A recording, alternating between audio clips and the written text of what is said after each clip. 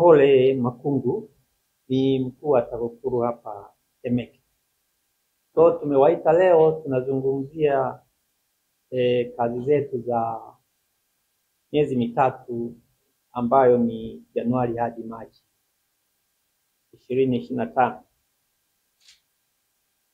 Taasisi ya kuzuia na kupambana na rushwa mkoa wa Temeke kwa kushirikiana na ofisi ya taifa ya mashtaka ilikamilisha uchunguzi wa milioni 165 na mnamo tarehe 28 mwezi wa 5 2025, yani jana, watuhumiwa 12 waliweza kufunguliwa mashtaka ya uhujumu uchumi, ubadilifu na utakatishaji fedha.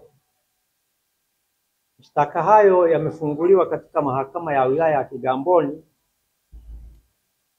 dhidi ya Ana Nyabugumba Maugo. Huyu ni afisa hesabu ofisi ya Rais TAMISEMI, lakini jana hakuwepo mahakamani na juhudi zinafanyika za kuweza kumpata ili aje aunganishwe kwenye kesi hiyo. Mshtakiwa mwingine anaitwa Tumsifu Christopher Kachila.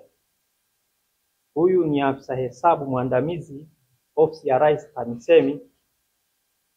Huyu naye pia hakuwepo. Taarifa tulizonazo ni kwamba yuko mahabusu kwenye maeneo mengine nje ya Temeke kwa makosa mengine ya jinai. Kwa hiyo pia juhudi zinafanyika ili aweze kupatikana aje kuunganishwa na wenzake. Mwingine ni Aidan Zabron Mponzi. Huyu pia ni afisa hesabu ofisi ya Rais TAMISEMI, naye hakuwepo mahakamani jana kwa maelezo kwamba anashikiliwa na mamlaka zingine kwa makosa ya jinai nje ya mkoa wetu wa Temeke. Wengine waliofunguliwa mashtaka katika kesi hiyo, kesi namba 12945 ya mwaka 2025, ni Jonathan Stanley Manguli.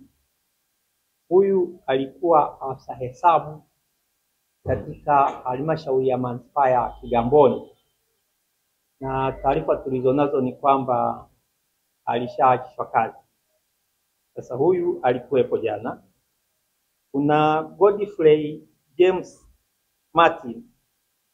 Huyu naye alikuwa mkuu wa kitengo cha fedha na uhasibu, na taarifa tulizonazo ni kwamba alishaachishwa kazi. Kuna Juvenalis Mauna ambaye ni mkuu wa kitengo cha udhibiti wa taka ngumu na usafi wa mazingira. Huyu hatukuweza kumpata, kwa hiyo juhudi zinafanyika ili aweze kuja kuunganishwa na wenzake. Mwingine ni Josephat Mtembei, yeye ni mhandisi.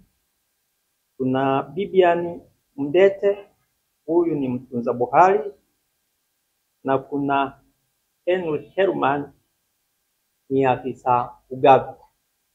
Wote hao ni maafisa katika halmashauri ya manispaa ya Kigamboni. Aidha, wakandarasi wanaoshtakiwa katika kesi hiyo ni Hamisi Kashinje Manfred, Paulo Samu Wakyusa na Godwin Adam Foncheo, ambao kampuni zao zinatuhumiwa kutumika kutakatisha fedha hizo.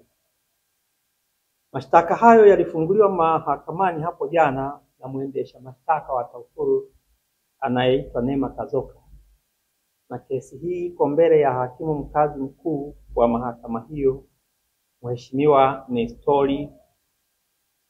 Kwa mujibu wa hati ya mashtaka, makosa wanayoshtakiwa nayo ni kusababisha hasara kinyume na kifungu cha 10 kifungu kidogo cha kwanza cha jedwali la kwanza na kifungu cha 57 na 60 kifungu kidogo cha pili ya sheria ya uhujumu uchumi sura ya 200 mapitio ya 2022, Kosa lingine ni kosa la utakatishaji fedha, kifungu cha 12 kifungu kidogo cha kwanza A na 13 kifungu kidogo cha kwanza A cha sheria ya utakatishaji fedha sura ya 423 matukio ya 2022.